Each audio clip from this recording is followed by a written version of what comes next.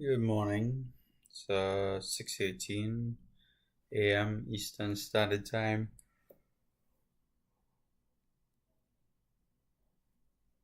Sorry, I woke up at around 5. I did a meditation for myself, and now we're here.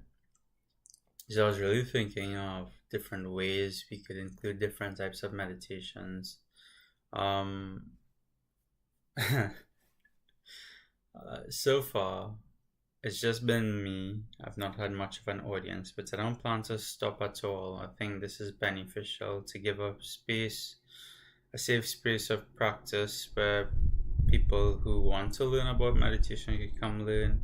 People who are advanced practitioners could chill, just have a space to tune in where we could set our attentions together in the format where we create outward change, and eventually we could turn it into something even stronger that will help or give people a chance to find balance.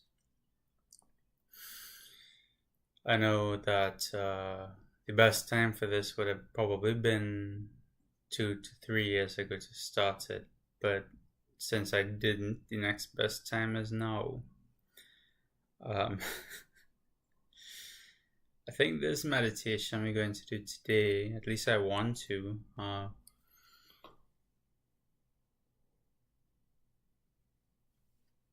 is a visualization into the opening of the first chakra.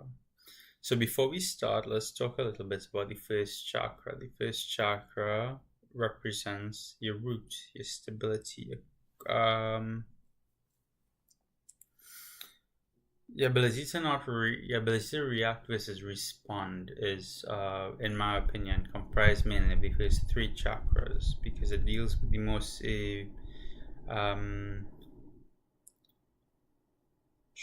volatile emotions. So the first chakra, represented by the color red, is called the Muladhara or Lam, I believe. It's guarded by the emotion fear. This is what I mean with reaction versus responding. When we become aware that the emotion we're feeling in the very present moment, let's say something happened and it's usually something that scares us, something that has previously scared us to the point that every time we see this, we trigger the emotion fear. And so our heart starts to beat fast, our hands start shaking, we start to breathe heavy and we can't control it. We get that urge in our stomach like something is dropped. Maybe you might want to take a shit there and then, I don't know, but fear, it takes over you and it convinces you that you're not safe right now. So as a result of it, you react in whatever way that you're accustomed to reacting, the cycle that you're on. Chakra trauma therapy deals with this exact thing. We become aware of the trigger, become aware of our reaction, and as it happens, we slowly gain the ability to say, you know what, I'm noticing this happening in real time because I know now I need to not react but instead respond. And here's how responding happens. Responding happens because of awareness that the emotion fear in this aspect is the exact same emotion as excitement. The only thing that changes is your breath.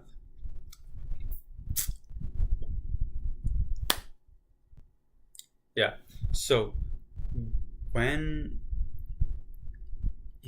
when you realize this, and first we do a meditation where we go deep into your subconscious. I just guide you, you do it. And then you visualize, you see the exact whatever experience you had that first created the emotion fear. The first time you felt fear, And then the way in which you then reacted to that stimulus that formed a pattern and kept building up a pattern and pattern and pattern. And every time it happened, it made a new pattern. This is how emotion and memory works. But we can't remember or work through all the way to the root cause of the emotion trauma in traditional therapy. When I say traditional, I mean modern day therapy. Because if we were to intellectualize and then feel through each one singular emotion event built on the same emotion, it's like you have this big wall of pancakes and you have to get to the bottom. But by the time you eat one, the server comes and puts two on top, or come back and put one. And sometimes you might get like a layer, like 5 down, and something new happens. Every therapy session you go and you kind of work through one layer. But in this aspect, it's so much more different. We sit down and you go straight, you say, all right, you know what, despite having this entire stack, I don't need all of this stack, I just want one pancake this morning. And you take the pancake at the bottom, which is the root, the first time you ever felt that way. And when you eat this pancake and you process it, you start fresh. The next time this happens, the emotion comes up, the next time the trigger happens, you're not able to, you don't react. Instead, you're able to see it and you respond. So this meditation what we're going to do is a visualization of getting yourself open or opening energy-wise in your body to the root chakra, and it is very different than what I was just talking about. What I was just talking about was how to just clear it in one go by way of fourth way, which is one of the 4 ways to enlightenment, or this system where you open up your chakras and you find perspective in all that is. Maybe it might be a bit too philosophical in the way I speak, but I hope not. The 4 ways, by the way, is the fakir, salata pain, the monk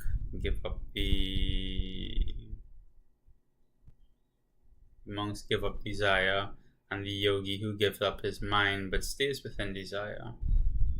The problem with the yogi is that when you give up your mind, you can't communicate or connect with anybody else, but you can still be rooted in desire. The problem with the monk is that nobody could relate to you because everybody is in desire. While you could still talk to them, you're separate from desire. You're somebody who's just very disciplined, and they can't help but see themselves as not a part of you or separate from you because you're so strict. And then with the fakir, well, nobody wants to put themselves through intense pain to break a limb. Or, well, when I say break a limb, I mean damage a limb or do something like they would reach enlightenment by literally putting their arm up in the air and holding it there for their entire lives. And the 4th way is the way of the sly one, is the way of mathematics and actual scientific data that compiles together to give you an objective path to enlightenment, which is mad fun. I think one day, maybe hopefully soon, I drop a course on how you could find an objective path to anything you want using well, it's rooted in maths, but it's really with the laws, 3 laws, the law of octaves, the law of 3, and the law of 1. The law of 1 meaning that everything is rooted in 1. The law of 3 is that everything within existence requires 3 points of perspectives to even exist, and the law of octaves is that you can achieve anything you want within 7 octaves, given that you have the right steps. And at each point, there's a change that needs to happen and an adjustment to be made um, to get to what you want. And you may ask, why don't I use this? I think, not think, I know I have a lot of self sabotaging tendencies, and as much as I work through them and get over them, I choose the path least walked, and sometimes that's not always the best thing for my experience. But that's enough about me. Let's get into it. So sit with your back straight, sit comfortable.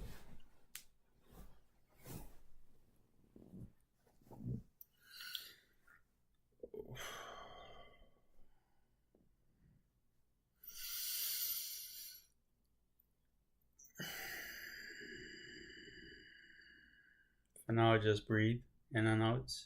Slow, deep breaths, slow exhales.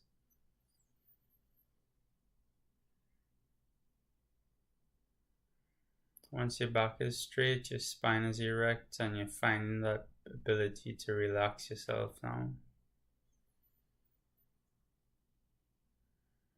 I understand for most of you, probably just gotten up, or you're in the middle of your day, or it's at night.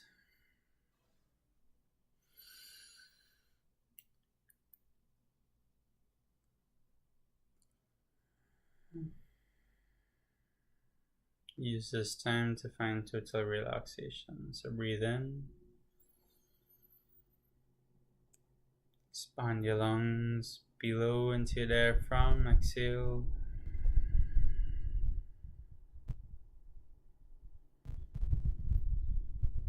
Notice how your stomach expands as your lungs expand, and it sinks into your stomach, then exhale.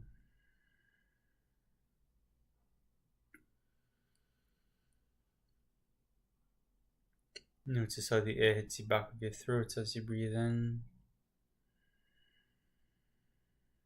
Or how the air feels exiting your nose or your mouth.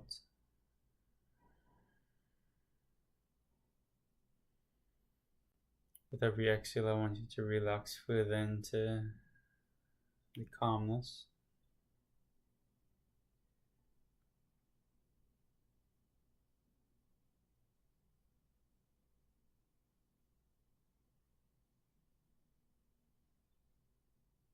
Bring your attention down to your feet.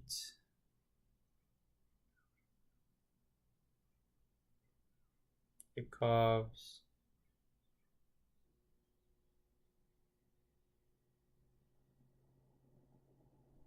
Your legs.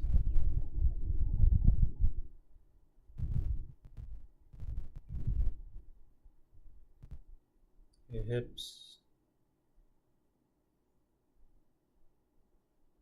If you need to relax your legs fully, on every exhale, relax your body even more.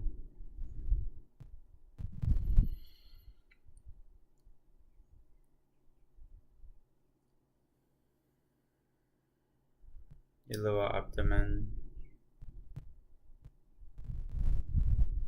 your lower back,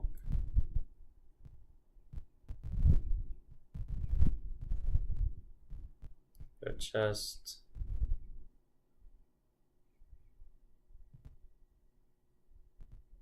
your upper back and shoulders,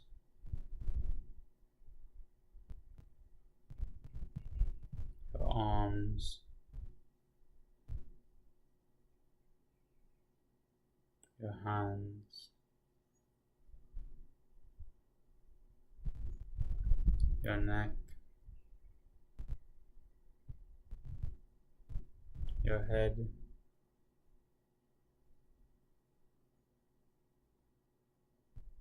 your face, your ears, your mouth, nose, eyes.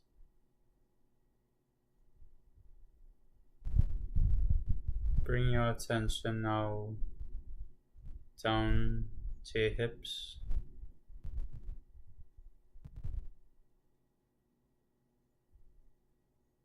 the back of your spine, all the way to the bottom of it, called the coccyx, which is at just above your butthole.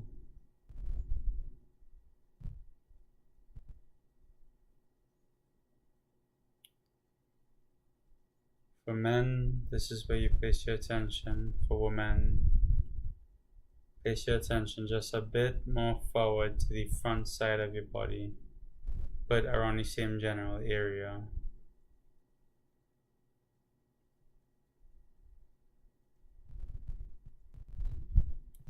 I want you to envision this area as a red orb or a red glowing spot on your body. Visualize it. Take a second to do so. Continue breathing normally.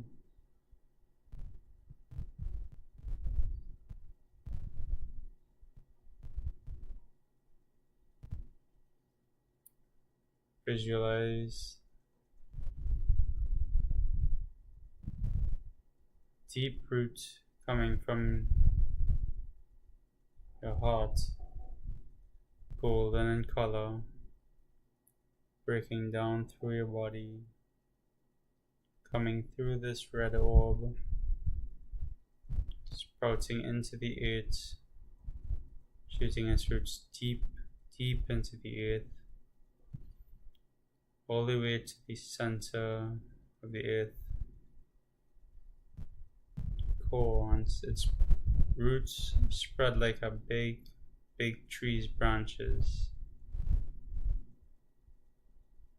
grounding you.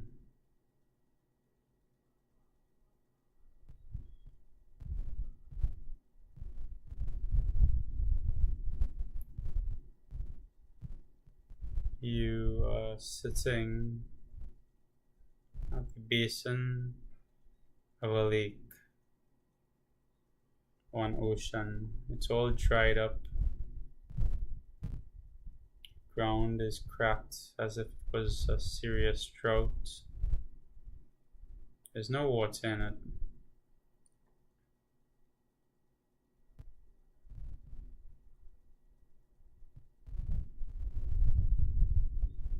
It's foggy. You can't see. There's no sun. There's no light. There's no life.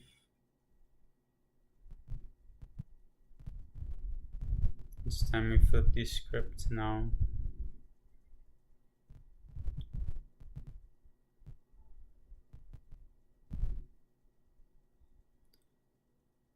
Feel as if winds start to pick up around you. You hear the wind.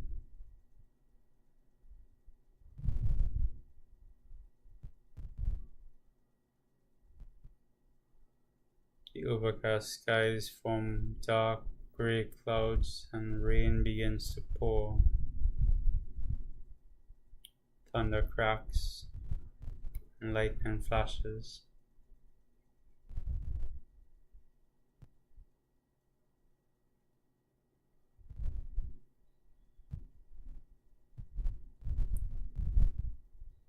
At first the ground is just soaking in the water, soaking it in, and no water is pooling, it's soaking in all of the water. And before you know it, the ground starts to look like sand or loose mud, hydrated ground.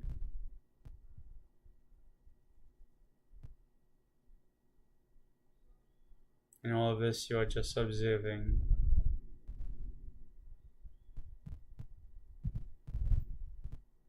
Continue to breathe normally.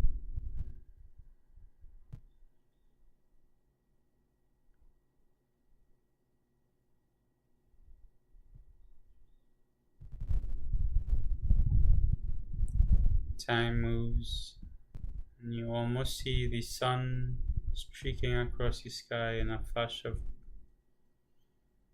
brightness for days and darkness for nights. You see in real time trees start to bloom, grass start to grow around this lake, and the lake fills up.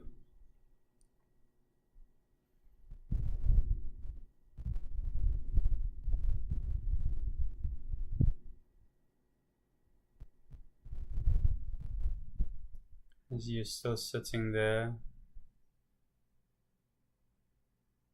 front of you, the sun shines above and the sky is clear.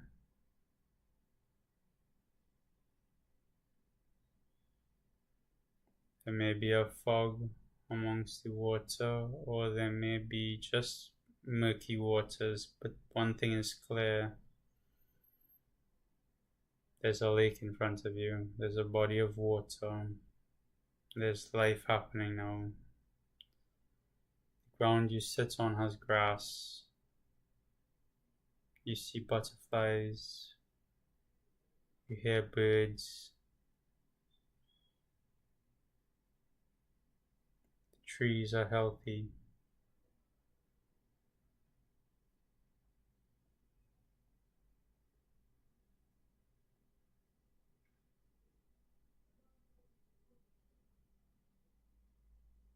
In this visualization, sit there amongst those bird sounds, chirping, the occasional butterfly, the sunlight on your skin, the grass beneath you grounding you, that feeling of sitting on ground.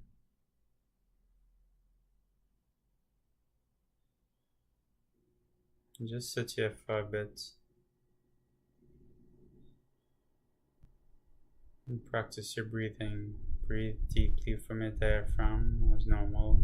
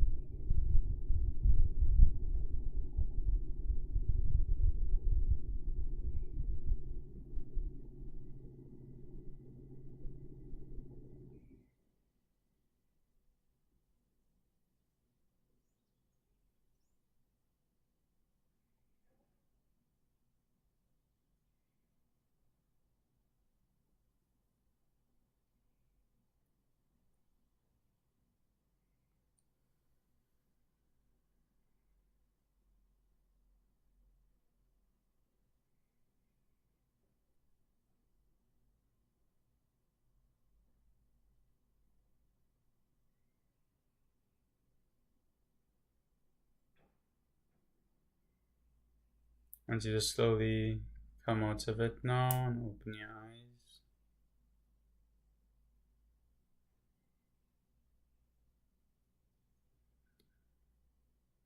What we just did was a visualization for cultivation of space within self.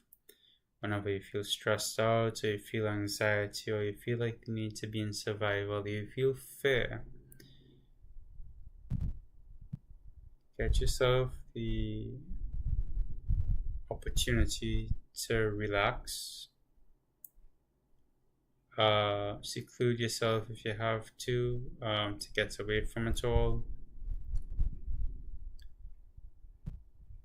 and go to that mental landscape that you created. It'll be a sense of calm for you, one where you won't be inhibited to the emotions. It'll give you that chance to calm down. Tomorrow, let's continue the chakra cycle by way of visualization, and we go straight up our spine. But tomorrow we'll be talking about the second chakra, the Svadhisthana. What inhibits it, what helps it, and how we could process it. And then we'll do another visualization to get